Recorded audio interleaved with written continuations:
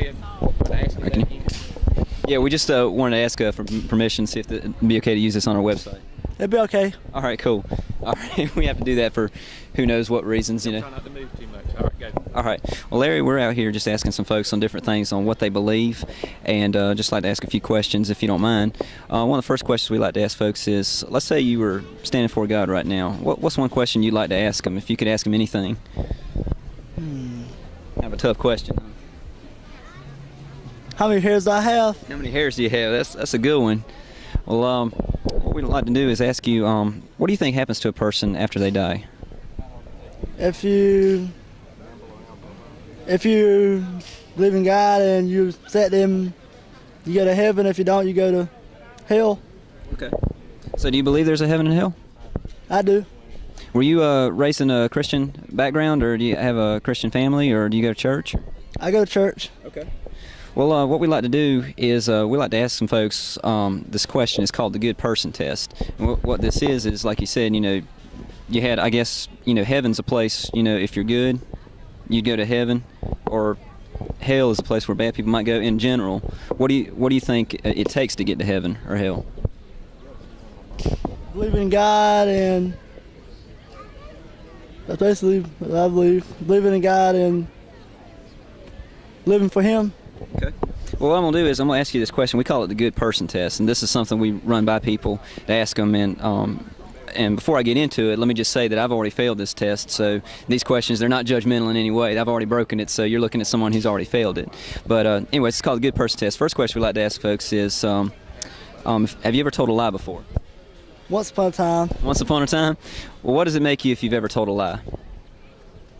You said what it make you? Yeah, what do you call someone who's told a lie? I just call him a liar. There you go. That's right. Well, have you ever stolen anything before? When I was little. When you was little? I didn't suck if I don't pay for it though. Well, what do you call someone who steals? A thief. That's right. Now, this is one that got me. It said, you've heard in the Bible it says you should not commit adultery. However, Jesus said, if you look upon another person with lust in their heart, you've already committed adultery with them in your own heart. Have you ever looked upon another person with lust? A couple times maybe. I have too.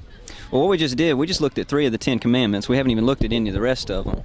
And by your own admission, you just told me that you were a liar, a thief, and an adulterer. Now, just based upon this test, and again, I've broken this too, so this is not in any way judgmental, but based upon that, if you were to stand before God right now, do you think you'd be innocent or guilty of breaking one of those commandments we just talked about?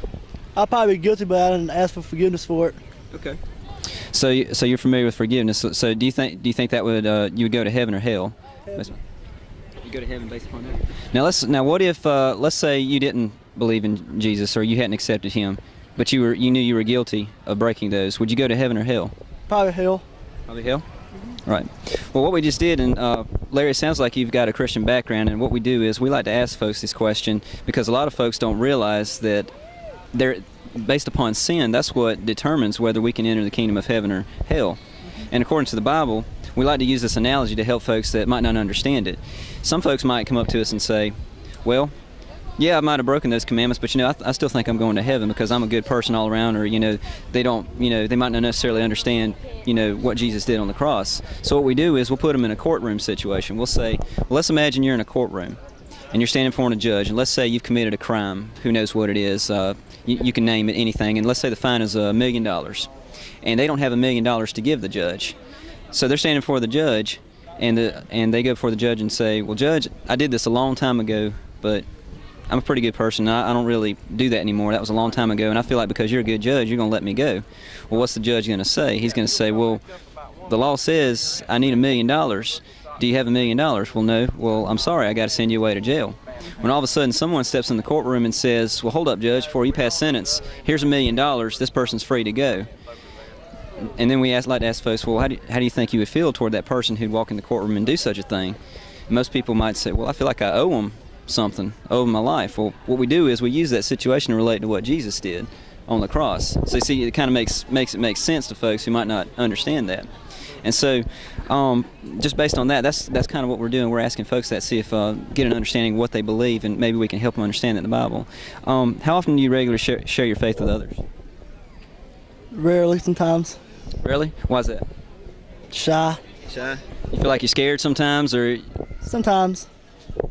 I know for me, for a long time, I used to wonder, how do you go up to somebody to talk about that, or do you wait for an opportunity? How do you go about doing that?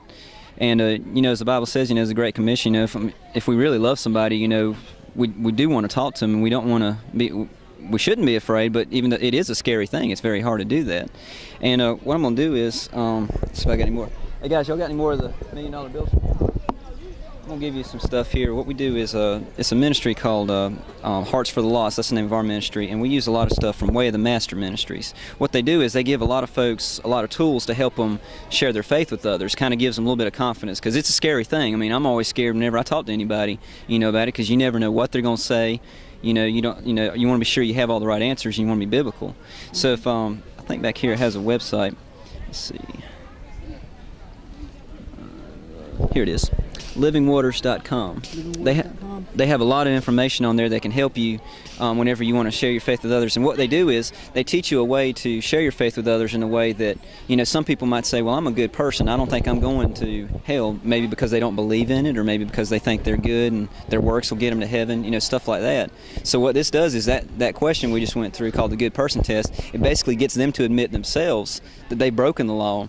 And if there is a God, they have to answer to it. So anyways, it's got a lot of cool stuff, and I hope if you get a chance, pray about it. And if you ever feel like you're struggling sharing your faith, check that out sometime. See if there's some stuff on there that might can help you, because it's definitely helped us. Believe me, I'm always scared whenever I talk to people about it, but we, as a believer, we still want to get out and do it. So Larry, we appreciate your time, man. Thanks a lot. We do appreciate it, man. We'll take care, bud.